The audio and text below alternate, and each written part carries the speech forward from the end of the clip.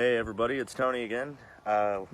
We are only a couple of weeks out from release day, and I'm beside myself with excitement. I do want to reiterate for everybody who's wondering that print copies are coming. That is what is available the day of November 1st.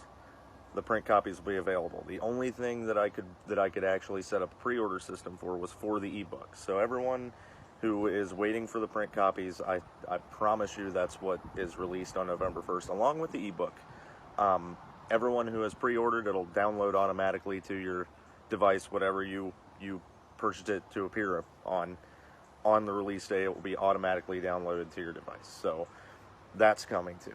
So, and I wanted to take a minute because, I have still, even with the excerpt, I've been somewhat ambiguous about the characters and things like that, and it's mostly because I'm new to this.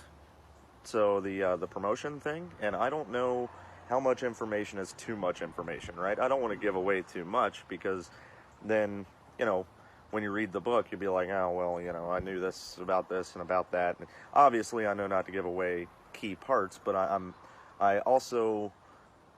not the best at trying to introduce people to characters without revealing a lot more about them than I'd like to. But I'm going to give it a shot, because I see no reason why we can't talk about our two main characters, the imprisoned swordsman and the mysterious sorceress, right?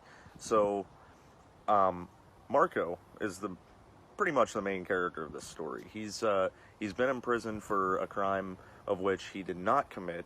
This is something you know right away if you believe him. But yeah, he's sitting in prison, and for years he's been a sole survivor of a nautical mishap of where he crash landed on Zero with his crew, and it kind of tears him up inside. He does a lot of things to bury it.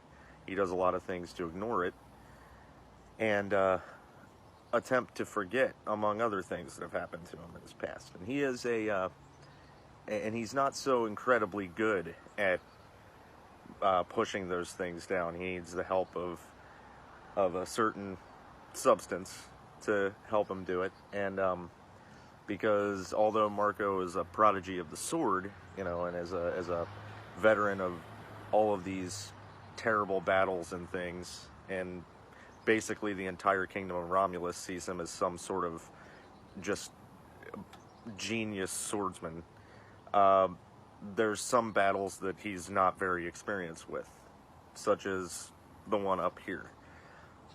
There's more battlefields than just ones with blood and bones. And the arena of the mind is not one that he's comfortable in. So telling this story is very trying for him. And it's something that, yes, he feels he has to make peace with.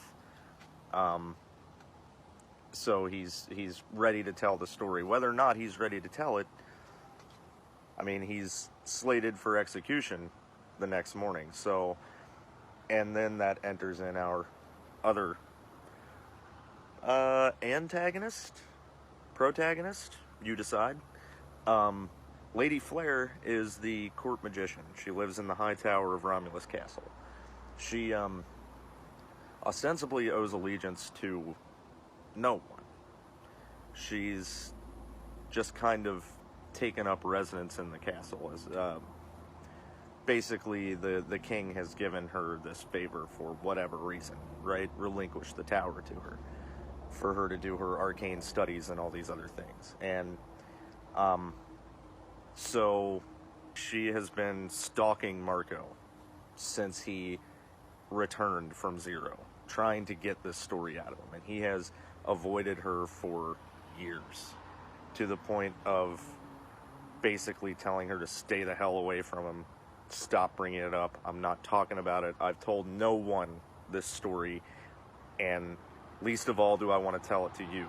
But at this point, she has him cornered. He's about to be executed the next day. She sees her opportunity and she takes it, using his vulnerable position to drag the story out of him. And he sees it, it's not even, there's very little resistance to him telling the story now, because he's resolved himself to it. Like, in order to repent for everything that's happened, this is his final penance to him, right? Is to sit here and tell her this story, no matter how much he doesn't really want to. At this point, the entire kingdom has turned on him, and she's the only friend he's got.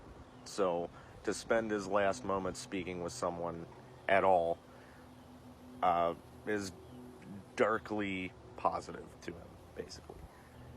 But Flair's intentions aren't known. Why she wants to know so much about Zero, he's wondering. So there's a trade-off happening between the two of them, and it's an understanding that not only does Marco want to tell this story, get it off of his chest, he wants answers, and he has a feeling that she has them, right? So the deal is struck that Marco will tell his story to give her the information she wants, and when he's done telling it, she will attempt to explain what he's seen, what he's experienced, and why. So it's a very interesting story. I really hope you guys like it. You may end up loving Marco, you may end up hating him. You may have an entirely different opinion on him as the next person reading it, and you'll have a much different opinion of him than I did writing him. So, but the reason that I feel for Marco a lot is, while I wrote this book, I felt like the devil for the situations I put him in, and the pain, anguish, and all of those artsy-fartsy things that I've put him through. It's going to be tough for anybody reading it to have a solid opinion about him. And I feel the same way about Lady Flair. I'm sure some people will hate her. I'm sure a lot of people will like her, actually, because that is someone whose company I would enjoy. Just on the intellectual level of, she has the tendency to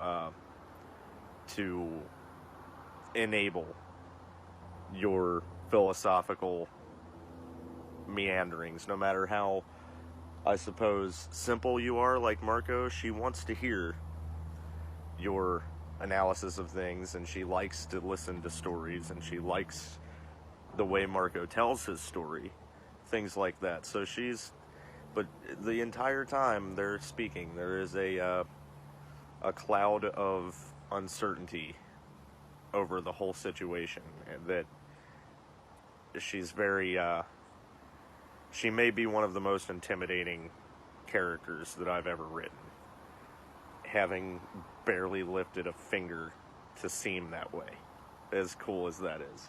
So, but you guys, I hope, will really, really like those two characters. There are many more characters that you may end up liking even more than them, but, like I said, I don't want to give away too much. So, there you are. We have Marco and we have Lady Flair, the two main characters of our story. I can't wait for you to meet them, and I can't wait for you to walk next to Marco on his harrowing journey, and I can't wait for you to be represented, basically, by Lady Flair, because just like you, this is the first time she's hearing his story as well. Thank you guys, all of you, for checking out what I've been doing and keeping up with the videos. And November 1st, it's not very far away, and I'll see you then. Thanks.